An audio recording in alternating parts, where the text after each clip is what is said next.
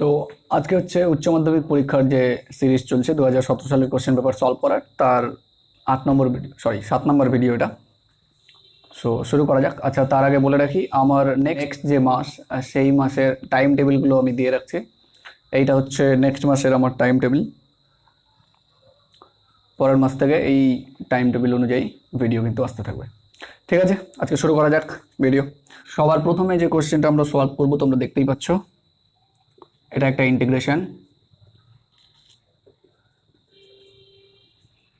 1 plus tan theta d theta, এই ইন্টিগ্রেশনটা। আচ্ছা, এই ইন্টিগ্রেশনটা করার জন্য আমাদের একটা ফর্মুলা জানতে হবে, যে এই ফর্মুলাটা হচ্ছে এইরকম, যে f of integration of a to b f of x dx, এই ইন্টিগ্রেশনটা আর integration A to b f of A plus B minus x dx same.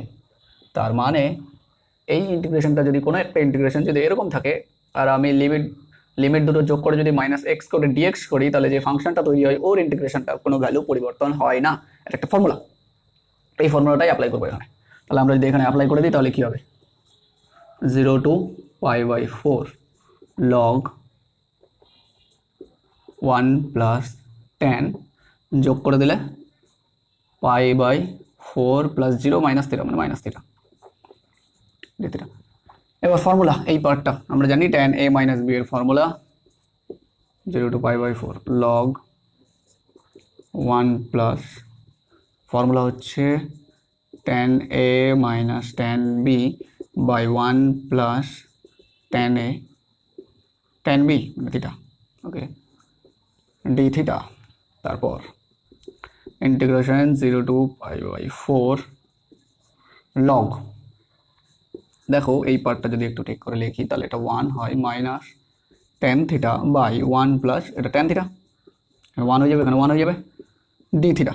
একটু ভগ্নাংশের যোগ করে নিই তাহলে কী হবে, 0 to π/4 লগ, তাহলে এটা হচ্ছে 1 প্লাস tan থিটা, তাহলে উপরে কত থাকছে 1 plus tan theta plus 1 minus tan theta, tan theta cancel, তাহলে যেটা থাকছে সেটা হচ্ছে 0 to π/4 লগ অফ উপরে 2 আর নিচে 1 plus tan theta d theta.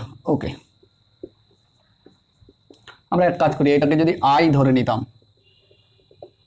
তাহলে আই ইকুয়ালস টু ধরার কারণ আছে, এখানে যদি আমরা যখনই এটা ভাঙবো, লগটা ভাঙবো, লগ এ মাইনাস বি করে নেব, তখন দেখবো সেম প্যাটার্ন চলে যাবে, এই জন্য আই ধরা সুবিধা আছে এখানে।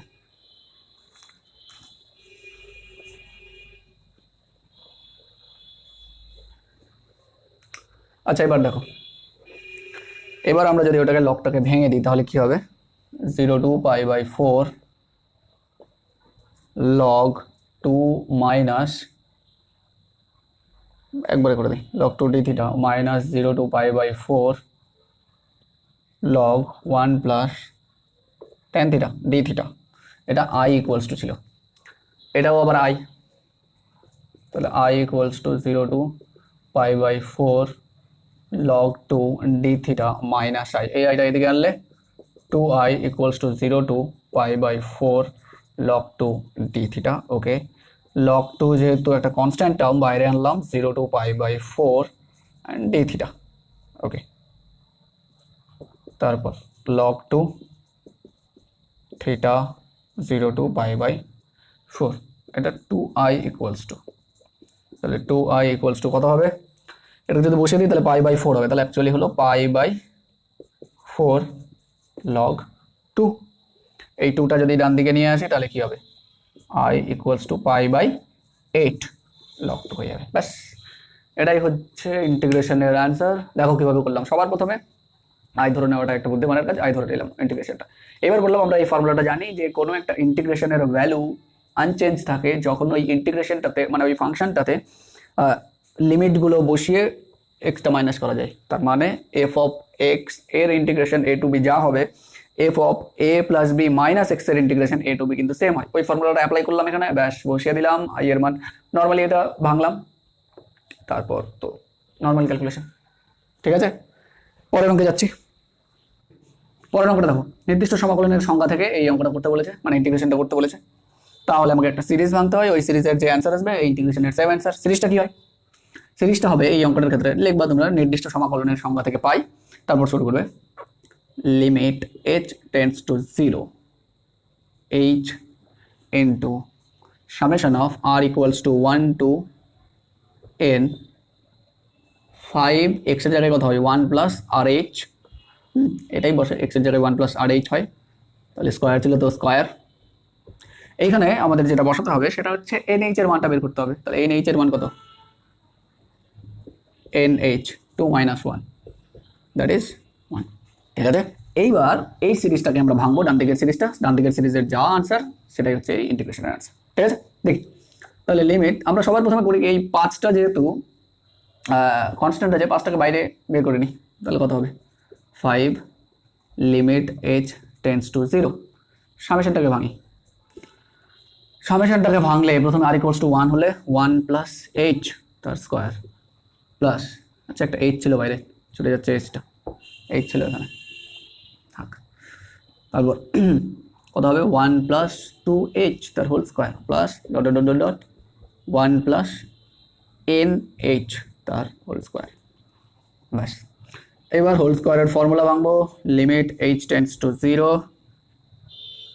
Limit h tends to 0 h into 1 square মানে 1 actually 1 square 2h plus h square, এটা প্লাস সেকেন্ডটা ভাঙলে 1 plus 4h plus 4h square, okay, plus dot dot dot plus এটাকে ভাঙলে 1 plus 2nh plus nh square মানে n স্কোয়ার h স্কোয়ার, এইটা। আচ্ছা এবার একটু ঠিক করে লিখি, 5 limit h tends to 0, h থাকলো এখানে, এখানে একটু 1 1 1, তার মানে এই n সংখ্যক 1 আছে যদি দেখো তোমরা, তাহলে কি হবে n সংখ্যক 1 মানে কি যোগফল n।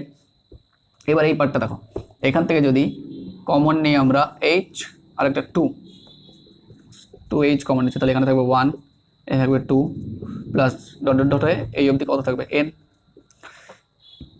প্লাস শেষের যে টার্মটা স্কোয়ার যুক্ত টার্মটা ওখান থেকে যদি কমন নিই আমরা, আচ্ছা এটা বেস্ট হতো এটা যদি 2 স্কোয়ার 3 স্কোয়ার লিখতাম, তাহলে h স্কোয়ার কমন নিই এখান থেকে, তাহলে থাকছে এখান থেকে 1 অথবা 1 স্কোয়ার লিখতে পারি, এখান থেকে এটাকে 2 স্কোয়ার, যদি আরও এখানে লিখতাম পার 3 স্কোয়ার 4 স্কোয়ার হতো, এটা n স্কোয়ার অবধি গেছে, তাহলে n স্কোয়ার।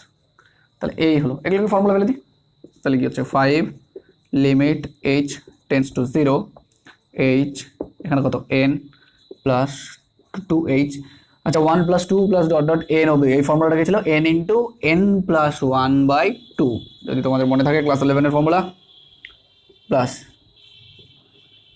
h স্কোয়ার কিন্তু এটা কি ছিল ফর্মুলাটা 1 স্কোয়ার প্লাস 2 স্কোয়ার মানে বর্গের যদি n সংখ্যক পদের যোগফল করতে বলে তাহলে n into n plus 1 into 2n plus 1/6, তাহলে n into n plus 1 2n plus 1/6, এই তো ছিল ফর্মুলা। পরে করি দেখি এদিকে কত হচ্ছে, এবার যদি ওটা ক্যালকুলেশন করি তাহলে কত হচ্ছে 5 limit h tends to 0, h ছিল একটা h, তারপর কাজ করছে hটা ভিতরেই করে দিই, তাহলে কত হচ্ছে nh প্লাস nh, এখানে তো nh ছিলই, এক কাজ করি এখানে 2 কেটে দিই, তাহলে কত থাকে nh তো ছিলই একটা, আর যে বাইরের এইচটা আছে এটা ভেতরে ব্র্যাকেটে করে দিই, তাহলে কত হচ্ছে nh প্লাস h, নিচে এই h এখানে দুটো h, তিনটা h, এই ব্র্যাকেটে একটা এই ব্র্যাকেটে একটা আর এখানে একটা, তিনটা h তিন জায়গায় দিয়ে দিই, তাহলে কত হচ্ছে nh to nh plus 1 sorry h nh 2nh plus h by 6, এই হলো। তারপর তাহলে কত হচ্ছে 5, আচ্ছা এক কাজ করে আমরা জানি nh মানে হচ্ছে 1, তাহলে বসিয়ে দিই h tends to 0 1 plus 1 into 1 plus h plus 1 into 1 into 1 plus h into 2 into 1 plus h by 6, ওকে, তাহলে 5 লিমিট h টেন্ডস টু 0 কত হচ্ছে এটা 1, আচ্ছা কাজ করি লিমিটটা বসিয়েই দিই, হ্যাঁ কত হচ্ছে 1 প্লাস এখানে 1 থাকে প্লাস এখানে 0 হয়ে গেলে এখানে 0 হয়ে গেলে আলটিমেটলি 2/6 থাকে, 2/6 তার মানে 1/3, তাহলে কত হচ্ছে এটা 2 3 2 6 1 7, তাহলে 5 ইন্টু 7/3, তাহলে 35/3, দ্যাট ইজ দ্য অ্যান্সার। তাহলে এই ইন্টিগ্রেশনটার অ্যান্সার হচ্ছে এইটা, সংজ্ঞা থেকে করলে এইভাবে। ঠিক আছে, পরের অঙ্কে যাচ্ছি। পরের অঙ্কটা দেখো কি বলেছে, 4টা ভেক্টর দেওয়া আছে ABCD।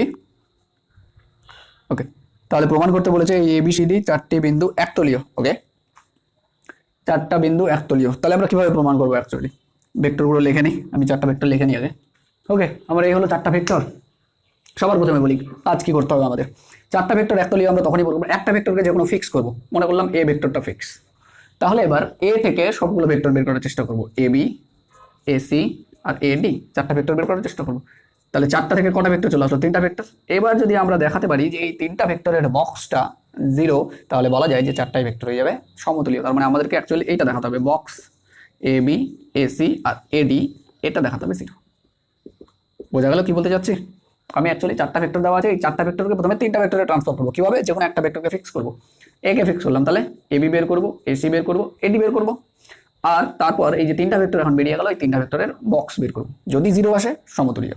ট্রাই করি, বের করি তাহলে AB। আচ্ছা, AB ভেক্টর কি করে বেরোবে? B এর পজিশন ভেক্টর মাইনাস A এর পজিশন ভেক্টর ইজ AB। তাহলে B এর পজিশন ভেক্টর থেকে A এর পজিশন ভেক্টর আমি লিখছি না, আমি ডাইরেক্ট করছি। B এর পজিশন মাইনাস A এর পজিশন, তাহলে কত হচ্ছে? -2i, তারপর এখান থেকে জে, তাহলে -4j, তাহলে কত হচ্ছে? -6k হলো। AB হলো। AC বিয়োগ করলে কত হয়? -i -3j -8k। AD কত হবে? D থেকে বাদ দিলে i +0, এটা হচ্ছে না, এটা 0j হচ্ছে, +7k। ওকে, এবার বক্স বের করতে হবে। বক্স বের করি আবার। AB বক্স AB AC আর AD এর বক্স বের করবো। বক্স কিভাবে বের করি? ডিটারমিনেন্ট ভেঙে। ডিটারমিনেন্টটাকে ভাঙতে হবে জাস্ট এই কোএফিসিয়েন্টগুলোর, -2 -4 -6, এখানে -1 -3 -8, এখানে 1 0 7। ডিটারমিনেন্টটা ভাঙলে কত হচ্ছে? -2 -21, এদিকে 0। ওকে, -4, সরি +4 হয়ে যাবে, এটা +4, এদিকে গেলে -7 +8, তাই তো না? তারপর -6, -6 গেলে কত হচ্ছে? এটা 1 +3। ও, একটা ভুল হয়েছে, যেটা হচ্ছে এটা মাইনাস আসতো, -7, তাহলে এটা -7, তাহলে এখানে একটু ঠিক হবে, এটা 7 হবে, আর বাকিটা তো ঠিকই আছে। আই হোপ সো এটা মাইনাস হবে। ঠিক আছে, ভাঙি। তাহলে কত হচ্ছে? -42 + 15 4 60 -18, ব্যাস পরিষ্কার দেখতে পাচ্ছ তোমরা, এটা 0 চলে আসলো। 60 - 60 0। ঠিক আছে, বোঝা গেল অঙ্কটা? এভাবেই করতে হয়। যদি 4টা ভেক্টর দেওয়া থাকে, 4টা ভেক্টরকে আমরা প্রথমে এরকম লিখি, তারপর বক্সটা বের করে যদি 0 বেরিয়ে যায়, তাহলে ব্যাস বলে দিই আমরা 4টা সমতুল্য। পরের অঙ্কে যাই। পরের অঙ্কে কি বলেছে? এরকম একটা ভেক্টর দেওয়া আছে আর একটা আলফা একটা ভেক্টর দেওয়া আছে। এই দুটো ভেক্টর বলেছে প্রমাণ করো লম্ব। লম্ব মানে 90 ডিগ্রি। 90 ডিগ্রি কীভাবে প্রমাণ করে? আমরা সিম্পল জানি, কোনো একটা ভেক্টর যদি A হয় আর একটা ভেক্টর যদি B হয়, তাহলে এদের ডট প্রোডাক্ট যদি 0 চলে আসে তাহলে লম্ব। তাহলে এখানে ওটাই প্রমাণ করতে বলেছে, এটা লম্ব প্রমাণ করতে বলেছে। কীভাবে প্রমাণ করবো? এই ভেক্টরটা আর ওই ভেক্টরটা ডট প্রোডাক্ট করবো, যদি 0 চলে আসে তাহলে লম্ব হয়ে গেল। ট্রাই করে 0 আসছে কিনা। তাহলে ডট প্রোডাক্ট করি, beta minus alpha dot beta by alpha. Okay, এটা ডট আলফা করি। ঠিক আছে, আলফা দিয়ে কত হবে? পরের line beta by mod alpha. এটা লক্ষ্য করো, এটা যখন গুণ হবে তখন কার সঙ্গে গুণ হবে? উপরের পার্টটা দেখো 5, আচ্ছা এটা যেহেতু এটা স্কেলার প্রোডাক্ট দেওয়া আছে আলফা ডট বিটা, তাহলে আলফা ডট বিটার স্কেলার প্রোডাক্ট মানে কি? এটা একটা স্কেলার, কোনো একটা সংখ্যা। এটা দেখতে এরকম ভেক্টর টাইপের, আর কিন্তু আসলে কি স্কেলার প্রোডাক্টের ফলে যেই সংখ্যা, মানে স্কেলার প্রোডাক্টের ফলে যেটা আসে ওটা আলটিমেটলি কি হয়? কোনো স্কেলার হয়। তাহলে স্কেলার নিচে কি আছে? নিচেও একটা স্কেলার। মড বের করা আছে, মডের স্কয়ার দেওয়া আছে, অবশ্যই এটা স্কেলার। তাহলে এখানে একমাত্র ভেক্টর আলফা, তাহলে আলফার সঙ্গে ডট প্রোডাক্ট হবে, আলফা ডট আলফা। ঠিক আছে, দেখি এবার কত হচ্ছে। বিটা ডট আলফা, এবার দেখো বিটা ডট আলফা আর আলফা ডট বিটা সেম জিনিস। হ্যাঁ, কারণ ডট প্রোডাক্ট হয় commutative, alpha A dot B যেটা হয় বি ডট এ সেটাই হয় ডট প্রোডাক্টের ক্ষেত্রে, ক্রস প্রোডাক্টের ক্ষেত্রে হয় না, কিন্তু ডট প্রোডাক্টের ক্ষেত্রে এটা হয়। তাহলে কি হবে আলফা ডট বিটা লিখতেই পারবো আমরা। তাহলে এটা alpha dot beta by mod alpha square, এটাও কি লেখা যাবে মড আলফা স্কোয়ার। আমরা জানি যে A dot A equals to mod এ তার স্কোয়ার, ভেক্টর মড এ তার স্কোয়ার, ব্যাস লেখা যাবে। এবার দেখো এটা একটা স্কেলার কোয়ান্টিটি, এটা একটা স্কেলার কোয়ান্টিটি, তাহলে কেটে দিতে কোনো আপত্তি নাই, ভেক্টরে কাটাকাটি যায় না, এটা ঠিক। ভেক্টর থাকলে আমরা অবশ্যই কাটতে পারতাম না, কিন্তু যেহেতু এটা একটা স্কেলার কোয়ান্টিটি, এটা তো কোনো সংখ্যা, এটাও কোনো একটা সংখ্যা হবে, তাহলে অবশ্যই কাটাকাটি যাবে, আর এখানে কাটাকাটিতে কোনো বাধা নেই, বোঝা গেল। কিন্তু যদি এখানে ভেক্টর থাকতো তাহলে অবশ্যই কাটতে পারতাম না, কারণ ভেক্টরে কাটাকাটি ভ্যালিড না, মানে অ্যাকচুয়ালি ভেক্টরের ভাগ, যে ভেক্টরের ভাগটা তো ডিফাইন না, যেহেতু ভেক্টরের ভাগ ডিফাইনই করা হয়নি, না এই পৃথিবীতে ভেক্টরের ভাগ সংক্রান্ত কোনো জিনিস, তাহলে অবশ্যই কাটাকাটি যেত না, কিন্তু যেহেতু এটা স্কেলার আমাদের কোনো আপত্তি নেই। পরে alpha dot beta minus alpha dot beta, আচ্ছা এটা কি হবে আলফা ডট বিটা সেটা অবশ্যই। তাহলে দেখো আমরা এই দুটা ভেক্টর নিয়ে শুরু করেছিলাম অঙ্ক করা, যেটা ডট প্রোডাক্ট দেখালাম 0, তার মানে আলটিমেটলি এই যে ভেক্টরটা আর এই যে ভেক্টরটা কি হলো লম্ব হয়ে গেল, তাহলে এই হলো লম্ব। ঠিক আছে তাহলে, আচ্ছা আজকে এই পর্যন্তই, পরের দিন দেখা হবে তাহলে, থ্যাংক ইউ।